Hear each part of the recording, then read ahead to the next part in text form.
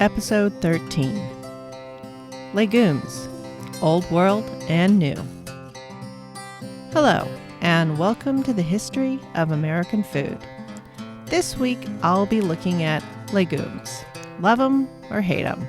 Along with corn, legumes are one of the main reasons many of the early English colonists didn't just totally die.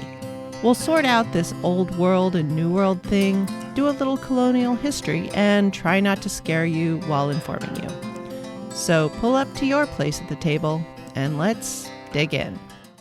Before we get any further, let's define just what is a legume. Most technically, they are any plant that falls under the family of Fabaceae, and they can all do this one weird trick. Generally, we think of peas, beans, and lentils as legumes, but there are a few other common plants that are also part of this family. Peanuts are legumes, and so are clover and alfalfa, which is also commonly known as lucerne. Fabaceae, legumes.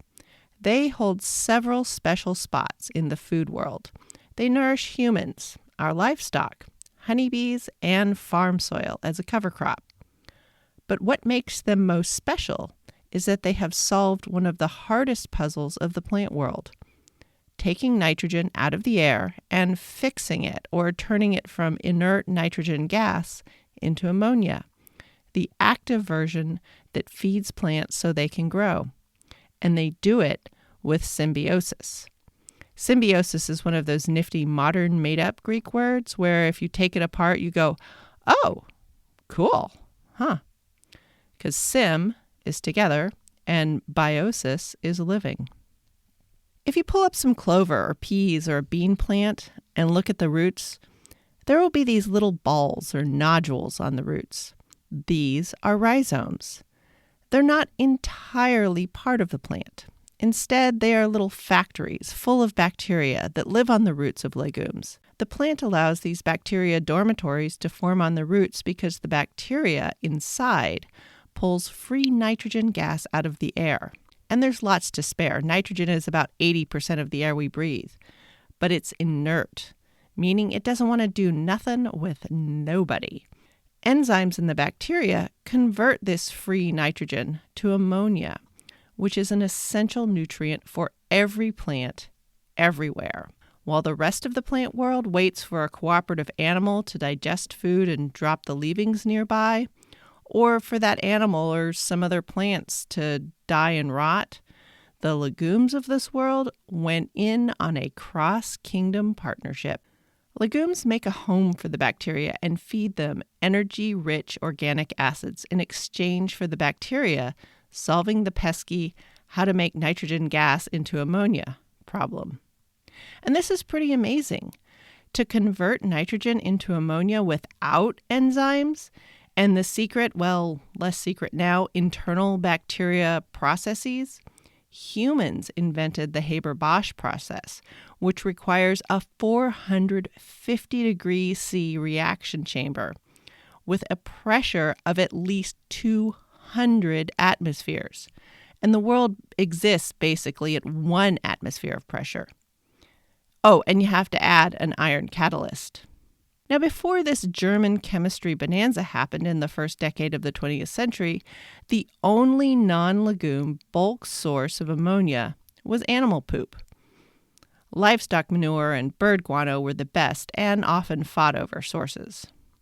It is because legumes can snag nitrogen out of the air that they are generally the highest protein seeds out there. Proteins are chains of amino acids bent into wildly complex but very specific twisty shapes. The important part here is that the amine in amino acid refers to the same nitrogen-hydrogen complex that is ammonia. And it is because legumes are forming their very own ammonia that they can build up such big protein reserves compared to the seeds of other plants. So, humans and legumes. While Stone Age and Bronze Age people weren't reading nutrition labels, they certainly had a sense that these legume plants were worth hunting out. They were definitely doing something towards helping little humans grow up successfully into adult humans. Peas were the first legumes where we have clear evidence of human gathering. These are found in Thailand and are dated to about 9000 BCE. Beans left clear traces at about 6000 BCE.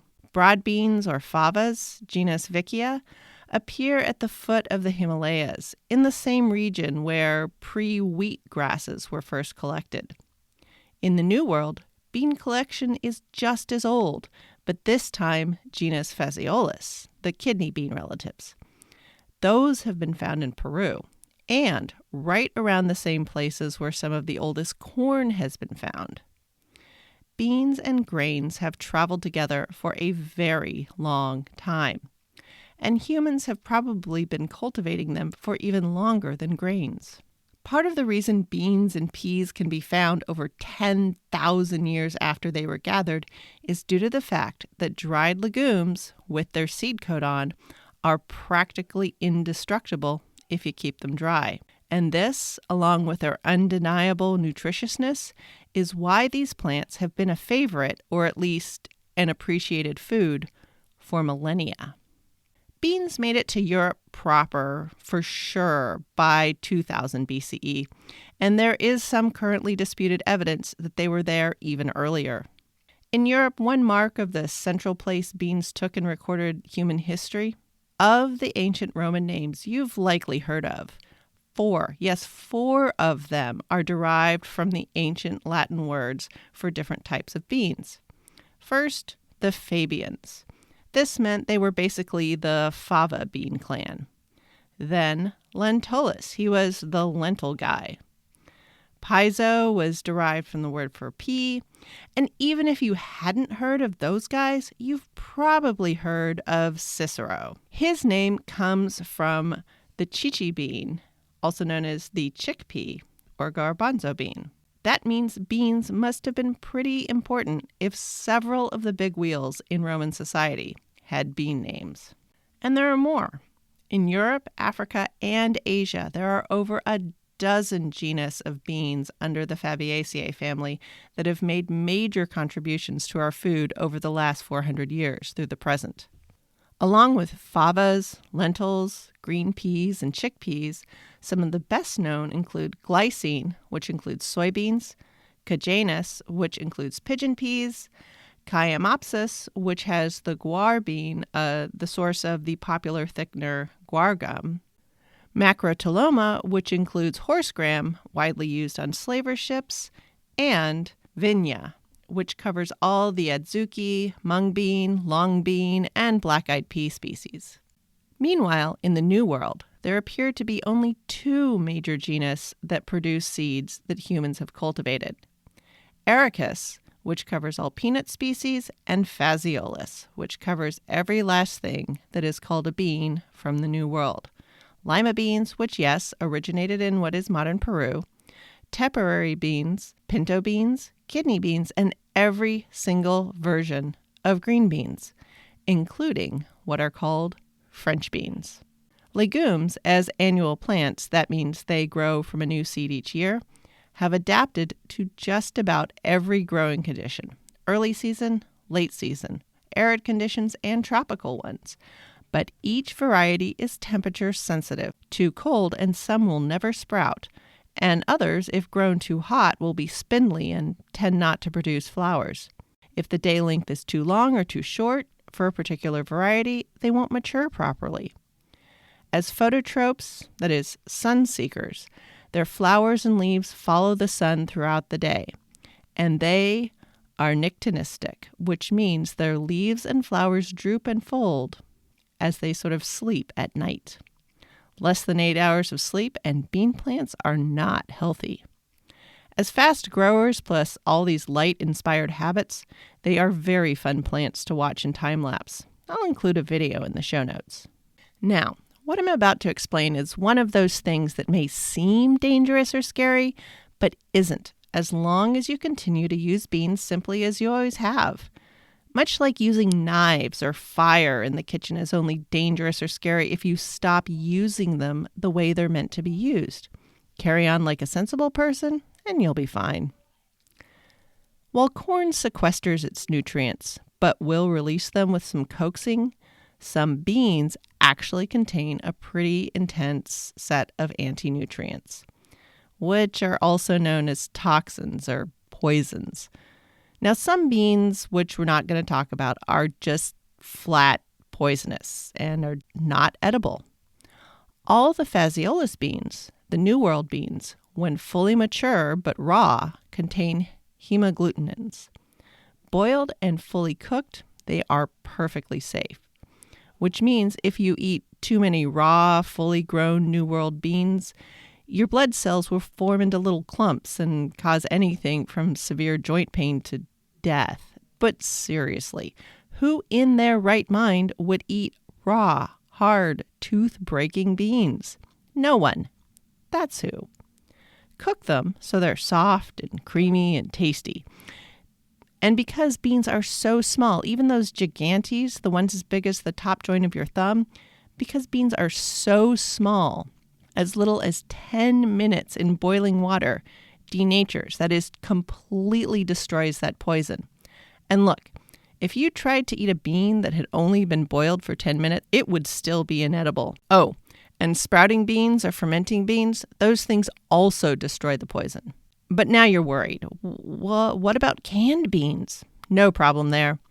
Those beans are fully cooked in their can and under pressure too. So they were cooked at a much higher temperature than 100 C or 212 Fahrenheit. In order for those beans to get to the texture you expect canned beans to be at, all the hemagglutinin is absolutely obliterated. Okay, well, what about beans cooked in a pressure cooker? Those take less time. Oh, those are fine too. Pressure cookers, because they're boiling your food at somewhere between 10 to 15 extra PSI, or about one entire extra atmosphere of pressure above the already existing atmospheric pressure, your beans are cooking at temperatures somewhere between 116 and 120 C, or 240 to 250 Fahrenheit. And those toxins are destroyed even faster at higher temperatures. Now, before you get worried about beans in general, the rest of the beans, peas, lentils, peanuts, they don't have this anti-nutrient. Don't worry about it. So raw garden peas, things made out of lentil flour or raw peanuts, none of these will hurt you. I mean, raw peanuts are bitter, but they're safe. Now, on to our Northern European colonists. They mostly only grew peas at home. In England, the north half of France, and the German states, the rest of the Old World beans objected to the lack of consistently warm weather, too frequent rain, and even overly long days in high summer. Thus, peas were the main legume that these regions could consistently grow. And up until the 17th century, nobody ate anything but the mature and dried beans and peas. In the 17th century, there started to be this passion, even a madness, for fresh garden peas among the wealthy. But most people, including anyone signing up to be a colonist for reasons of religion, seeking land, or seeking their fortune, would only have been eating dried peas cooked for long periods in soups, stews, and porridges. Upon arrival in the New World, the local varieties of beans, all variations on the kidney bean, would have been a food the colonists generally recognized in the same way corn had been a reasonable grain stand-in. While there were many new sizes and colors, ranging from white, yellow, oranges, reds, browns, and blacks, and with dots and stripes and splotches, because they were a familiar enough crop and grew much better than the seeds brought from home, beans moved right on into the colonial pantry. So the old peas and the new beans both found a place in the New England menu. Boston baked beans probably appeared just about as soon as the first molasses hit the town, or even when the first maple sugar had been boiled out. A pottery crock would be popped in the bread oven with the week's baking, staying warm as the oven cooled. This made it a lower stress meal for the cook who had been fretting over dough and hot coals all day. Baked beans would be eaten that night for dinner and likely for breakfast the next morning. That's right, back in the day, Boston and London did baked beans on toast. The fact that the colonists and those they enslaved were already bean cookers saved everyone much strife and sorrow. The anti-nutrient of the Phaseolus beans would not be a problem at all in the 17th century.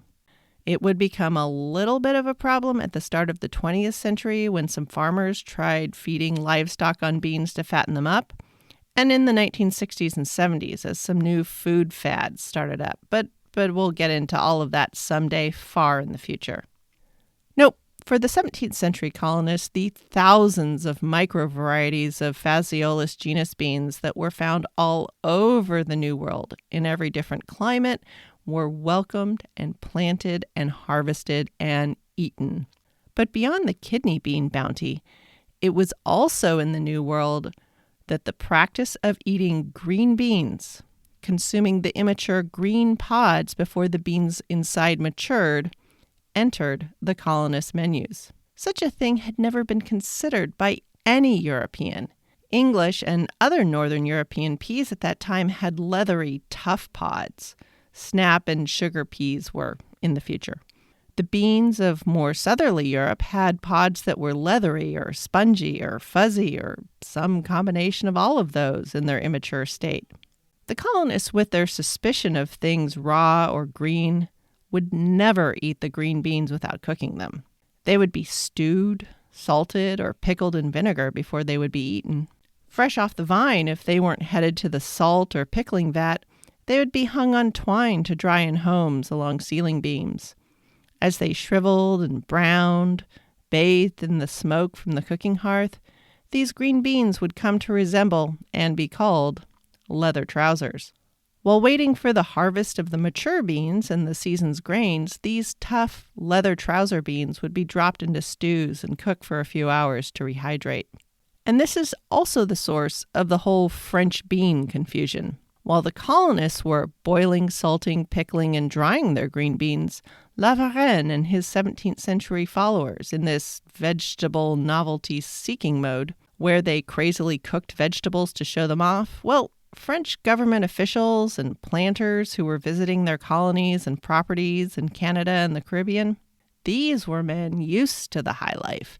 They were part of the fresh pea madness and engaged in the never-ending game of one-upsmanship. They had scampered home with these green beans, these haricots verts. They planted them in their glass houses and walled gardens back home.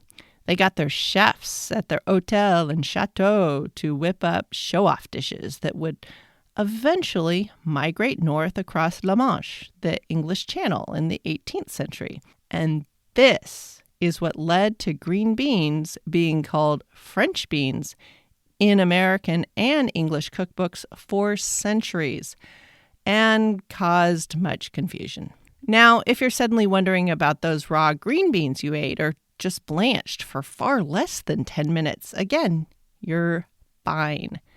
A quick blanch is plenty of cooking. Those immature seeds can't get you.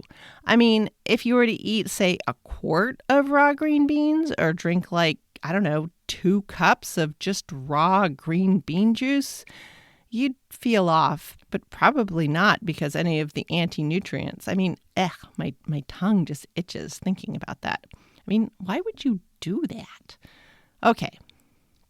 So while the northern colonies with their rocky and cold fields were limited to peas and the New World beans, the middle and southern colonies had more favorable growing conditions. There, the New World Phaseolus not only mixed with the European peas, but also the black-eyed peas, pigeon peas, horse gram, and peanuts coming with the people from West Africa.